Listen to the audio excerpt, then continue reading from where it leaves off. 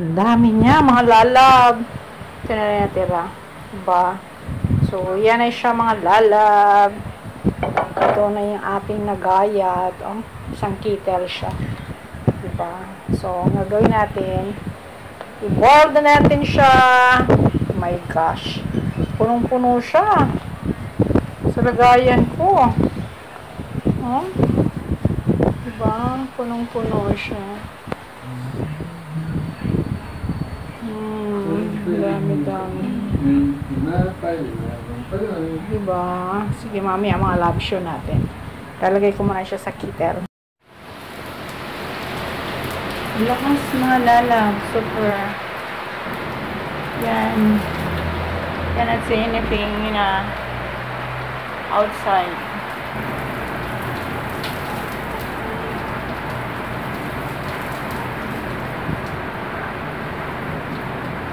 So, wala na. Ano siya, pabalik-balik. Kahapon ba to? Pero, hindi naman siya baha dun sa harapan namin. No? Kahit siya magdamag na umulan. Magdamag na hindi siya baha.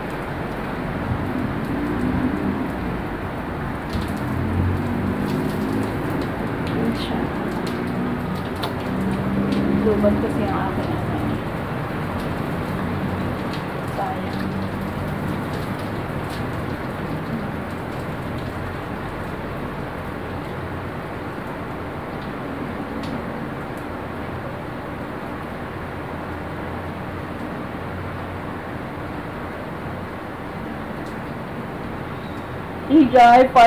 Igay, after Igay, Falcon, and then Goring, and this is Hana.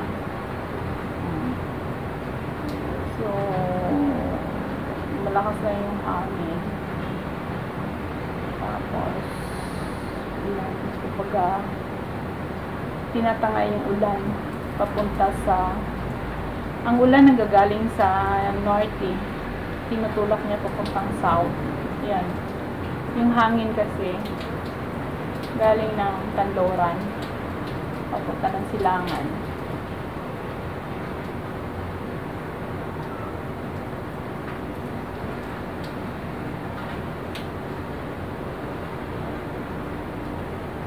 Ang hugis kasi ng building na to is ano ba?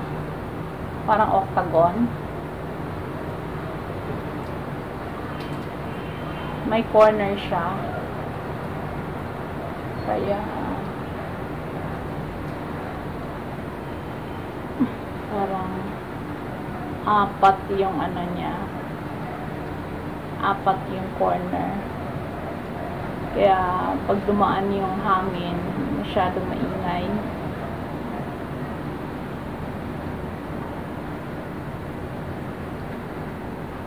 Pag dumaan yung hangin, napadaan dito sa sa corner namin. Ako, masyadong maingay, and then aakyat siya pataas yung hangin. So, kung bukas yung bintana, syempre papasok siya sa loob ng bahay mo. Lalabas siya, i-exit siya sa labahan. Kaya, hindi pwedeng hindi ka magbukas ng bintana or what do you call this, pinto sa loob kung saan kapasok siya kasi nga maingay siya. Nagbabagsak siya ng pinto. Ngayon, kung bukas naman yung bintana mo o kung sirado naman yung bintana mo, maririnig mo siya na nagwi-whistle siya outside the window. Baga sa salitang Bisaya, nagbabagrong baga. Umuugong. Kaya wala na siya naman. Wala na naman siya. So, hangin na naman siya ulit. Yan, nawala na siya. Hangin na naman ulit. And then, after 30 minutes, doon na naman siya. So, yun yung mga lalago. Kita mo ba yung parang taas na ito. Tinutulak siya ng hangin. Yung clouds from north going to south. Siya. Ang bilis niya. Pag nag-change yung hangin natin, pag going, mag-bear na pala, bilis, para mo parang wave po, taas. Yan. From north going to south na yung hangin. Pag mag-clear na. Pero pag starting na ng January to yung hangin from Silangan punta ng Kanluran. Ngayon baliktad na, Kanluran going to Silangan. Yan ko lang dinapansin. Dahil sa hangin baga, nakikita natin yung clouds. Tinutulak siya ng hangin pupunta ng south. So nagagaling yung hangin sa north. Scattered rain, andyan na naman siya. So yung kanina, yung scattered rain, nawala siya. Yun, it's coming again. It's coming. Yan. Nandiyan na ng hangin. So, pagdating yung hangin, kasama na yung ulan. Yan. Nakasabay. Parang winter na mga lalab. Recording will be stopped and saved. Yan. Yan na naman siya. Ang hirap hindi maka-open ang window kasi nga nalalaman lakas ng ulan. 3 o'clock, 3:30 yung aking 3:15 na. Paano kaya to? Babasa ako. Oh my God. What can I do? Hindi sumugod sa ulan. Sumugod tayo mga lalab. Kasi nga Yan! Malakas ang ulan! Nabasa na ako! Kailangan ko kasi may 3:30 doctor appointment ako. Ngayon, oh my gulay! 3:50 na!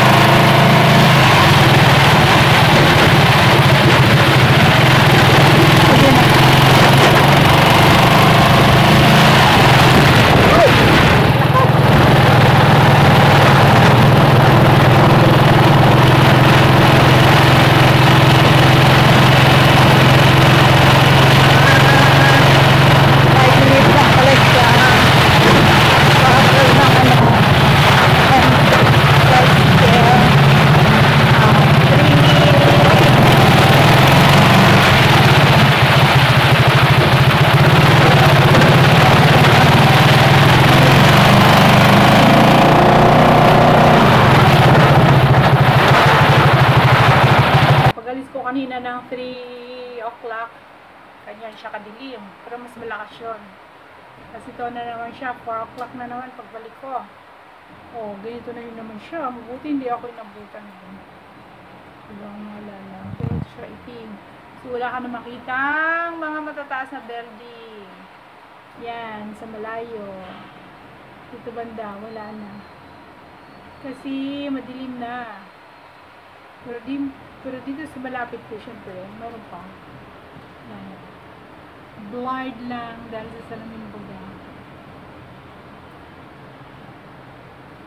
Heart burger, mga lalab. Yan ang ating heart burger. So, mabilis lang siya lutuin. Slice mo lang and then boil mo lang siya ng 10 minutes. After 10 minutes, you add spice of your own.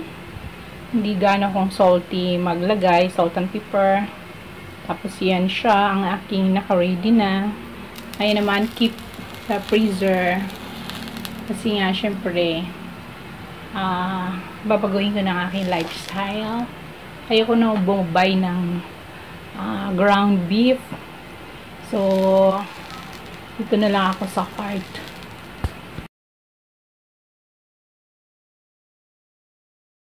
Yan ang ating yan, pwede nyo siyang yan lang kainin nyo. Wala na kayong rice kasi may carb na rin siya, may protein na. Egg everyday is good. Depends kung paano nyo siya lutuin. Basta ang egg is very healthy sa atin. Nakainin siya, may protein na siya, everything is there na sa kanya. So, i-sprinkle natin siya ng salt.